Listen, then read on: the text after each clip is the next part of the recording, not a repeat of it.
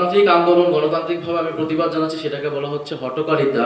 Gas ও বিদ্যুৎ নিশ্চিত করার দাবিতে গণতান্ত্রিকভাবে প্রতিবাদ করলেও সেটিকে হঠকারিতা হিসেবে আখ্যায়িত করা হচ্ছে বলে অভিযোগ করেছেন জাতীয় নাগরিক পার্টির আহ্বায়ক ও বিরোধী দলীয় চিফ হুইপ নাহিদ ইসলাম।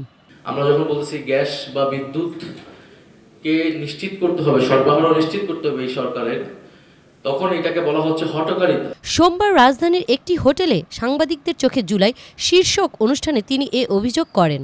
নাহিদ ইসলাম বলেন, রাস্তায় বসে বিক্ষোভ করা বৈধ গণতান্ত্রিক আন্দোলনের অংশ, তবে হাতে প্ল্যাকার্ড নিয়ে প্রতিবাদে নামলেও সেটিকে বাস ভাঙচুরের সঙ্গে যুক্ত করে গ্রেফতার ও মামলা দেওয়ার একটি ন্যারেটিভ তৈরি করা হচ্ছে।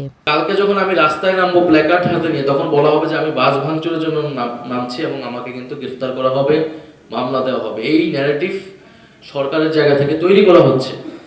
ফলে বিরোধী দল সংসদে কথা বলবে, সংসদের বাইরেও তারা কথা বলবে। এটাই গণতান্ত্রিক একটা রাষ্ট্রের চরিত্র, গণতান্ত্রিক আন্দোলনের চরিত্র। গণতান্ত্রিকভাবে, অহিংসভাবে আমি আমার যে কোনো কথা প্রকাশ করতে পারি। তিনি আরও বলেন, দেশে বর্তমানে যে মুক্ত পরিবেশ রয়েছে তা আপৎকালীন।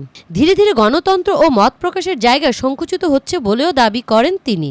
আমরা দেখতে পাচ্ছি যে গণতন্ত্র কিন্তু সংকুচিত হয়ে আসছে, কথা বলার জায়গা সংকুচিত হয়ে আসছে। এছাড়া বিএনপি সরকার ক্ষমতায় আসার পর অনেক সাংবাদিককে গণমাধ্যম থেকে বের করে দেওয়া হচ্ছে বলে অভিযোগ করেন নাহিদ। গণমাধ্যম সংস্কার কমিশনের সুপারিশ বাস্তবায়ন এবং সাংবাদিকদের সুরক্ষা নিশ্চিত করার দাবিও জানান তিনি।